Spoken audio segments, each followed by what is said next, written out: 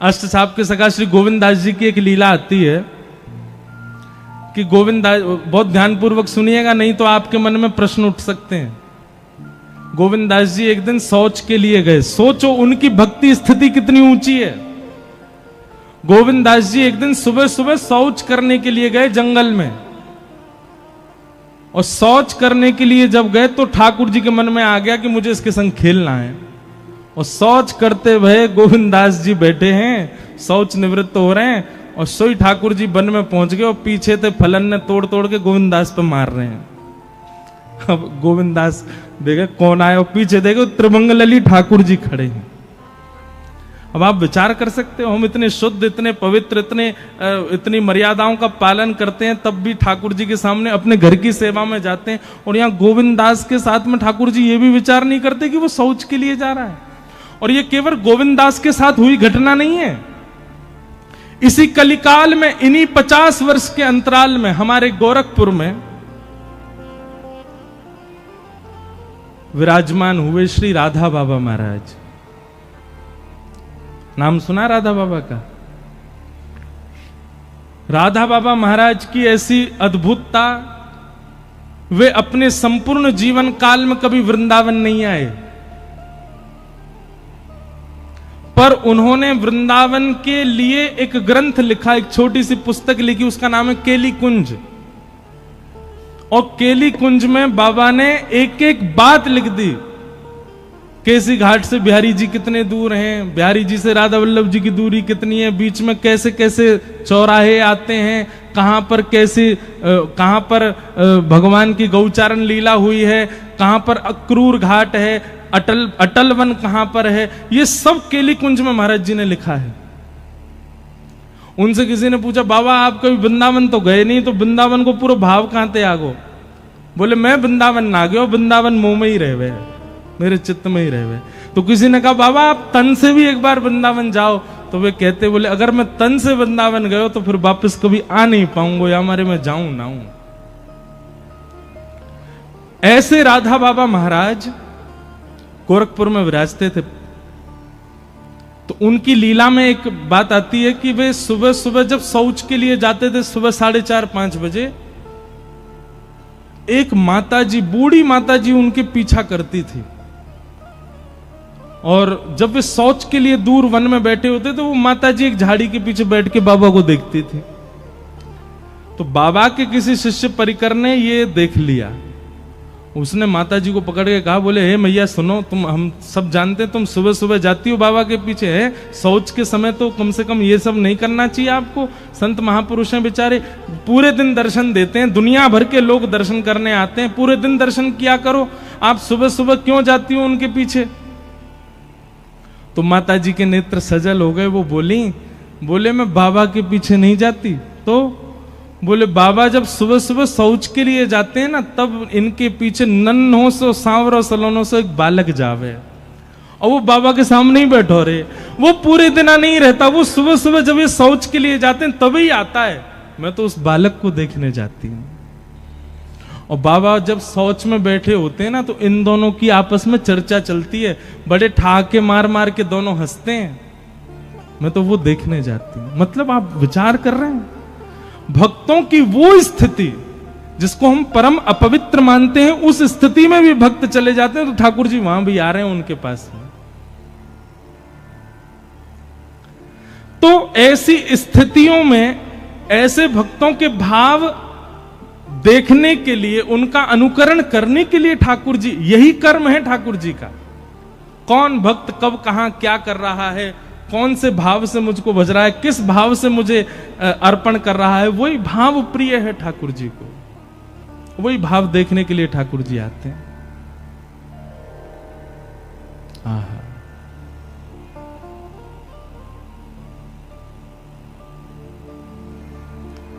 किम कर्म के अवतारश्च, भगवान के अवतार कितने हैं। भागवत जी में इसका भी प्रमाण है कि भगवान के अवतार असंख्य हैं, पर कुछ पढ़ने सुनने जानने के लिए दशावतार और 24 अवतार अंश और कला अवतारों के रूप में ये बताए गए हैं। बाकी भगवान के अवतार अनेक हैं। अभी मैं और आप जलंधर में बैठ के कथा सुनने, ठाकुर जी का इस समय भी कहीं ना कोई अवतार हुआ होगा। ठाकुर जी कहीं ना कहीं कोई लीला कर रहे होंगे। और धर्मः कम शरणम गतः, अंतिम प्रश्न, भगवान के जाने के बाद धर्म किसकी शरण में गया? भैया देखो, जिसके लिए धर्म स्थापित किया भगवान ने, किसके लिए धर्म स्थापित किया? मेरे और आपके लिए किया। ठाकुर जी के जाने के बाद धर्म कहां गया? जिसके लिए धर्म स्थापित किया उसकी शरण में है, मेरी और आपकी शरण में। धर्म कम शरणम गतः, ये धर्म हमारी शरण में है। हम धर्म का पालन करते हैं तब धर्म हम पर कृपा करता है। तो धर्म ही हम सब धर्म के शरणार्थी हैं। हम सबको धर्म का पालन करना है। इन्हीं 6 प्रश्नों का अब विस्तार से उत्तर दिया जा रहा है, वही भागवत की कथा है। सूत जी महाराज यहां से कहना प्रारंभ करते हैं कि सवै पुंसाम परो धर्मो यतो भक्तिर अदोक्षजे अहैतुक्य प्रतिहता ययात्मा संप्रसेदति। सवै पुंसाम परो धर्मो यतो भक्तिर अदोक्षजे। बहुत ध्यानपूर्वक सुनिएगा। या तो बंधुओं जीवन में भक्ति आवे नहीं, और आवे तो कैसी आवे? बोले अहैतुकी भक्ति आवे। बहुत सावधानी से सुनिए सब लोग, इधर देखो। या तो भक्ति आनी नहीं चाहिए, और आवे तो कैसी आवे? अहैतुकी आवे। अहैतुकी किसे कहते हैं? चाहे कुछ हो जाए उस स्थिति से ना विच्छिन्न होने वाली भक्ति को अहैतुकी भक्ति कहते हैं। आप लोग ये बात तो भूल ही जाइए कि आपके जीवन में यदि भक्ति आएगी तो कोई कष्ट नहीं आएगा, संकट नहीं आएगा, बल्कि मैं तो ये बात कह दूं तो सामान्य स्थिति से ज्यादा आएगा। आप सामान्य जीवन जीते थे तो सामान्य जीवन में जितना कष्ट, जितना संकट आपके जीवन में था ना, उससे 1% ज्यादा आएगा भक्ति मार्ग में आने के बाद। और क्यों आएगा इसका भी प्रमाण है। सुनो, हम आप सब लोगों का जीवन प्रारब्ध पर निर्भर होता है। अपने पूर्व के कर्मों को ही हम सब भोग रहे होते हैं। अब ठाकुर जी ने हमारा जीवन जो है वो कैसे डिजाइन किया होता है कि कुछ कष्ट ये भोगेगा 15 वर्ष की उम्र में, फिर कुछ कष्ट ये भोगेगा 20 वर्ष की उम्र में, फिर कुछ कष्ट ये भोगेगा अपने विवाह के बाद 31 वर्ष की उम्र में, फिर कुछ कष्ट ये भोगेगा 40 वर्ष की उम्र में, फिर कुछ आएगा 45 वर्ष में, फिर कुछ आएगा 50 वर्ष में। ऐसे हमारे 80 वर्ष का मान लो जीवन था, तो 80 वर्ष में ठाकुर जी ने कुछ कुछ वर्षों को विभाजित कर दिया कि उन वर्षों में इसके जीवन में कष्ट आएगा। लेकिन कई बार ठाकुर जी क्या करते हैं, हमारे प्रारब्ध के कष्ट को एक जन्म में ही नहीं भुगवाते, फिर एक जन्म के बाद फिर एक और जन्म लेना पड़ता, फिर उसमें भोगने पड़ते हैं। अच्छा, फिर एक जन्म में हम आए तो थे पूर्व के प्रारब्धों को भोगने के लिए, पर इस जन्म में जो हमने कर दिया वो भी तो भोगना है। ध्यान से नहीं सुनोगे तो बाउंसर जाएगी सर के ऊपर से, इसलिए बहुत ध्यान से सुनना। मुझे एग्जाम्पल दे रहा हूं, मुझे जन्म मिला, मान लो मेरे जीवन के अमुक वर्ष भगवान ने दिए। उन अमुक वर्षों में मुझे अपने पुराना लेखा जोखा, जो मैंने कितने जन्मों में मैंने जो कुछ भी किया, वो मुझे इस जन्म में भोगना है। अब इस जन्म में मैं उनको तो भोग रहा था, पर इस जन्म के क्रियाकलाप मेरे अलग ही चल रहे थे। ठाकुर जी बोले पुराना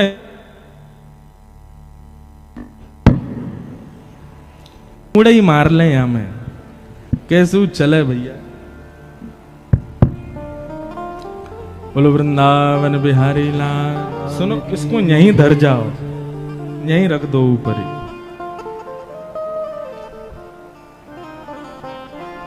ये बंद होगा तो वो उठा लेंगे, तुम चालू रखना, ठीक है?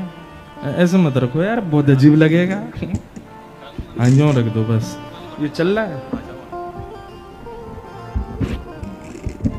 बोलो वृंदावन। आवाज आ रही है? नहीं, बढ़ा दियो भैया। आज स्वास्थ्य ठीक हुआ तो माइक खराब हो गया। क्या बता रहा था मैं तो भूल ही गया। अरे बताओ, कोई तो बताओ, कहां था मैं? हाँ, प्रारब्ध। मान लीजिए कि मुझे अमुक वर्ष का जीवन मिला और उस अमुक वर्ष के जीवन में मुझे पूर्व का भोगना था, पर इस जन्म में मैंने अलग अपनी लिस्ट और बना ली। भगवान बोले पुराना तेरा खत्म नहीं हुआ, तेने नए और बना लिए। हम हिसाब बराबर करने के लिए आए हैं संसार में, पर हमारा इस जन्म का तो हिसाब अलग ही बही खाता खुल गया हमारा। पुराना तो खत्म ही नहीं हुआ, नया और खोल लिया हमने। इसके साथ बुरा कर दिया, उसके साथ अनीति कर दी, इसके संग ये कर दिया, उसके इसका लेखा जोखा तो अलग बन गया। अब उसको भोगने के लिए फिर जन्म लेना पड़ेगा। क्या होता है फिर, व्यक्ति जब भक्ति मार्ग को अपना लेता है तो भक्ति मार्ग में उसको क्या सिखाया जाता है? किसी के साथ गलत मत करो, किसी के साथ ऐसा मत करो, गलत खाओ पियो मत, शुद्ध विचारधारा करो। भक्ति मार्ग में वो क्या करता है, इस जन्म में जो जो कर रहा था उन सबको बंद कर देता है। अब इस जन्म का भई खाता बंद हो गया क्योंकि भक्ति मार्ग में आ गया। और जब भक्ति मार्ग में वो नाम जाप करने लग जाता है, वृंदावन जाने लग जाता है, कथा सुनने लग जाता है, खूब ठाकुर जी का प्रेमी होने लग जाता है, तो ठाकुर जी को भी उससे प्रेम हो जाता है। तब ठाकुर जी कहते हैं अब ये मेरा प्रेमी हो गया, अब क्या करें, इसका बही खाता पुराना और इस जन्म का जितना भी है सब इससे अभी भुगवा लो। फिर ठाकुर जी एक के बाद एक, एक के बाद एक, एक के बाद एक भेजते हैं। बोले इसको भी भोग ले, इसको भी भोग ले, सबसे निवृत्त हो, सबको अभी खत्म कर ले, ताकि तुम्हें दोबारा उसको भोगने के लिए आना ना पड़े। इसलिए कई बार भक्ति मार्ग में सामान्य मार्ग से ज्यादा कष्ट आ जाता है। उसको आप कष्ट रूप में मत लीजिए। और ये बात भी आप ध्यानपूर्वक सुनिएगा कि भक्ति मार्ग में आने के बाद भी यदि आपके प्रारब्ध भुग नहीं रहे हैं, कोई किसी प्रकार का मानसिक, किसी प्रकार का तन का, मन का, धन का कोई कष्ट जीवन में नहीं आ रहा, तो इसका मतलब यह है कि अभी बही खाता ठाकुर जी पूर्ण करवा नहीं रहे हैं। उसको करवाएं तो तुरंत कर लो, भोग लो, उसको खत्म करो। लेकिन जीवन में आने वाली किसी भी प्रकार की स्थिति से व्यक्ति जब भक्ति मार्ग का त्याग कर देता, ओहो भगवान ने मेरे साथ ऐसा किया, भगवान कुछ नहीं होते, सब ये सब इन लोगों ने बना रखा है, ये सब ऐसे हैं, और नास्तिकता को अपना लेता है व्यक्ति, अपने जीवन से छोड़ देता है भक्ति मार्ग को। ऐसे व्यक्ति का पतन हो जाता है। फिर तो भक्ति कैसी होनी चाहिए? अहेतुकी भक्ति होनी चाहिए। जीवन में चाहे जैसी स्थिति आ जाए, आप ठाकुर जी का त्याग मत करो। मैं कथाओं में सुनाया करता हूं कि हमारे अष्ट सखाओं में एक सखा हुए कुम्भनदास। कुम्भनदास जी के एक पुत्र की मृत्यु हो गई, और उस पुत्र की मृत्यु की बात सुनकर के कुम्भनदास जी मूर्छित हो गए। दुनिया के लोग बात बनाने लगे, बोले अपने आप को भगत कहते थे, बताओ इतना भी नहीं सुन पाए कि पुत्र की मृत्यु पर बेहोश हो गए। गुसाई जी को जब ये बात पता चली तो गुसाई जी बोले वो पुत्र की मृत्यु सुन के बेहोश नहीं हुआ है। बोले तो फिर कैसे बेहोश हुए? तो जाके उनसे कहा, बोले कि मुझे पता है तुम बेहोश पुत्र की मृत्यु की भाव से नहीं हुए, तुम इसलिए बेहोश हो गए हो कि भाई अब सूतक लग गए, मंदिर कैसे जाऊंगा मैं। चिंता मत करो, हम मंदिर की एक खिड़की खोल देंगे और वहां से तुमको सूतक में भी दर्शन हो जाया करेगा ठाकुर जी का। ये बात सुनते ही उनकी मूर्छा टूट गई, वो तो उठ के खड़े हो गए और कहने लगे हाँ हाँ सब क्रियाकलाप करो, पुत्र का जो करना है। उनको पुत्र विरह था ही नहीं, उनको विरह इस बात का था कि ठाकुर जी से दूरी हो जाएगी।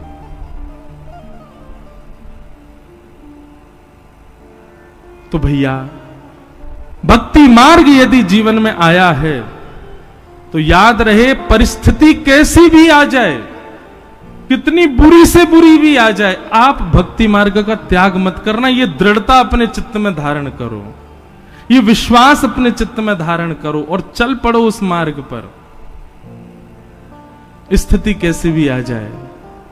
एक पद हम गाते हैं, हे मारा गिरधर लाल थारो नचायो नाचू रे, मारा गिरधर लाल थारो नचायो। शब्द सुनिएगा, मारा गिरधर लाल थारो नचायो नाचू रे, मारा गिरधर लाल थारो नचायो नाचू रे, मारा नट राजा थारो नचायो नाचू रे, मारा नट राजा थारो नचायो नाचू रे, मारा गिरधर लाल थारो नचायो नाचू रे, मारा गिरधर लाल थारो नचायो नाचू। शब्द सुनो, थारे घर में रहूं निरंतर, थारी ही हाथ चलाऊं,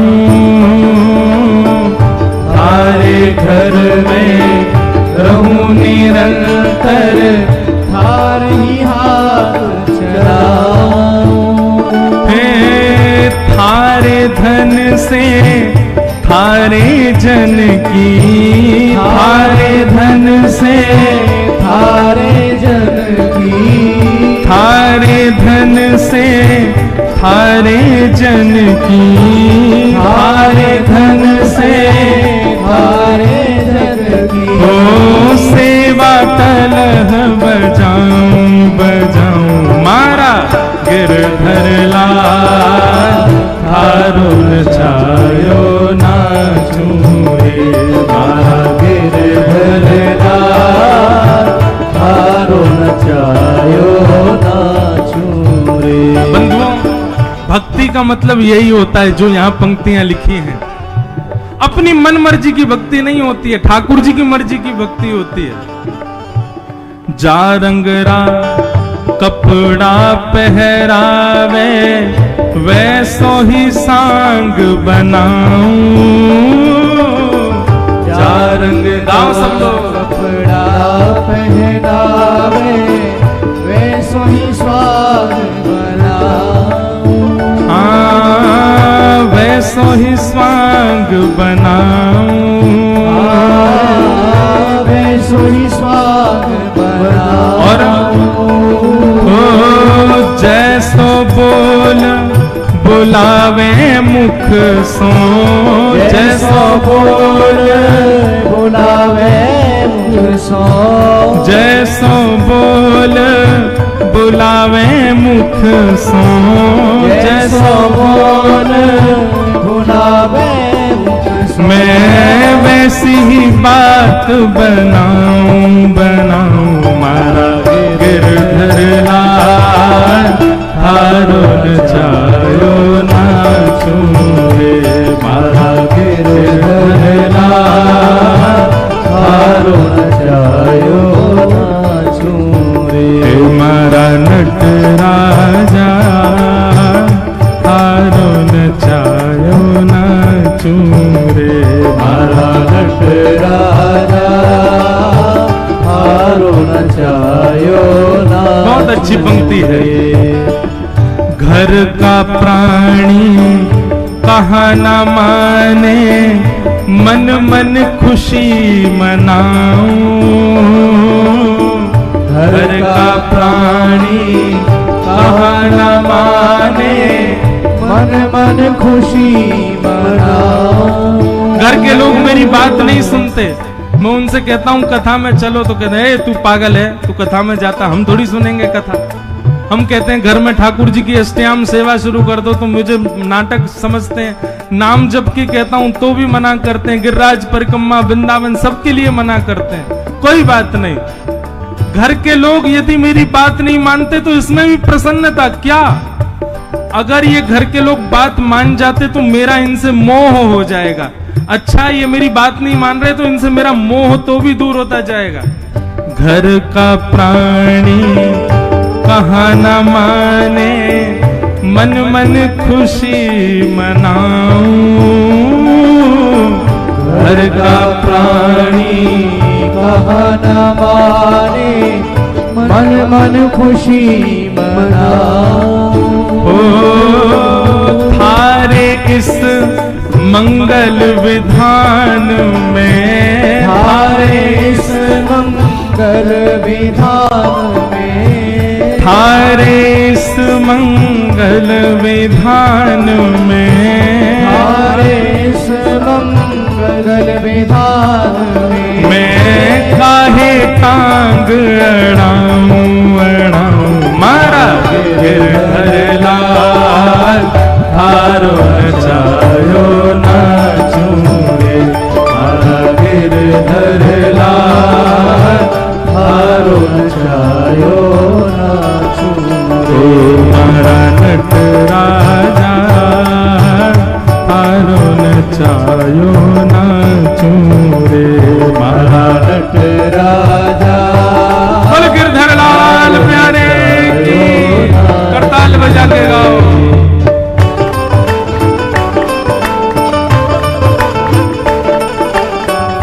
इसे कहते हैं मूल भक्ति का स्वरूप।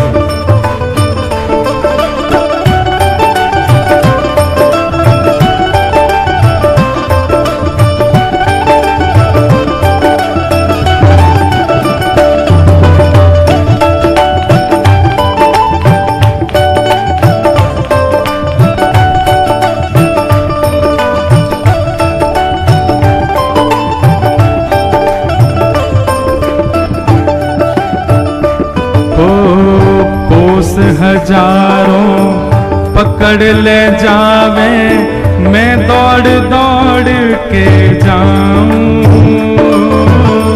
कोस हजारों पकड़ ले जावे, मैं दौड़ दौड़ के आऊं। हमारे पंजाब के लोग सबसे ज्यादा विदेशों में बस गए जाकर के।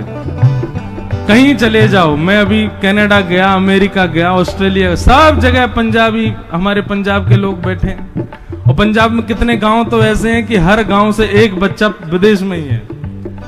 भैया आप लोग ध्यान से सुनो, अपनी मन से मत जाओ, ठाकुर जी के आगे पर्ची डालो और ठाकुर जी के आगे पर्ची उठा के देखो, अगर ठाकुर जी की इच्छा हो तो जाओ। ठाकुर जी लेकर के जा रहे हो तो भागो, जैसे हमें लेके जावे वैसे ठाकुर जी सबको लेके जावे। कोस हजारों पकड़ ले जावे, दौड़ दौड़ में जाऊं। कोस हजारों पकड़ ले जावे, दौड़ दौड़ के आऊं। हाँ मैं दौड़ दौड़ के आऊं। मैं दौड़ दौड़ के आऊं। ओ मैं दौड़ दौड़ के आऊं। मैं दौड़ दौड़ के आऊं। और हे जो तू आसन मार बैठावे, जो तू आसन मार बैठावे, जो तू आसन मार बैठावे, जो तू आसन मार बैठावे, तुम्हें मुख भी नाही हिलाऊं हिलाऊं। मारा गिरधर लाल थारो नचायो नाचूं रे, मारा गिरधर लाल थारो नचायो नाचूं रे, मारा नट राजा थारो नचायो नाचूं रे, मारा नट राजा थारो नचायो नाचूं रे। ओ जो तू तन में रोग लगावे, जो तू तन में रोग लगावे ओढ़ चादर सो जाऊं। जो तू तन में रोग लगावे और चादर सो जा। हाँ, जो तू तन में रोग लगावे ओढ़ चादर सो जाऊं। जो तू तन में रोग लगावे और चादर सो जा। हाँ, मैं ओढ़ चादर सो जाऊं। मैं और चादर सो जाऊं। हे जो तू काल रूप बने आवे, जो तू काल रूप बने आवे। हाँ, जो तू काल रूप बने आवे, जो तू काल रूप बने आवे। मैं लपक गोद में आऊं। हाँ, मारा गिरधला हारो नचायो नाचू रे। मारा गिरधला हारो नचायो नाचू रे। हे मारा नटराजा हारो नचायो नाचू रे। मारा नटराजा तारो नचायो नाचू रे। हे मारा गिरधरला हारो नचायो नाचू रे। मारा गिरधरला तारो नचायो नाचू रे। हे मारा नटराजा हारो नचायो नाचू रे। मारा नटराजा तारो नचायो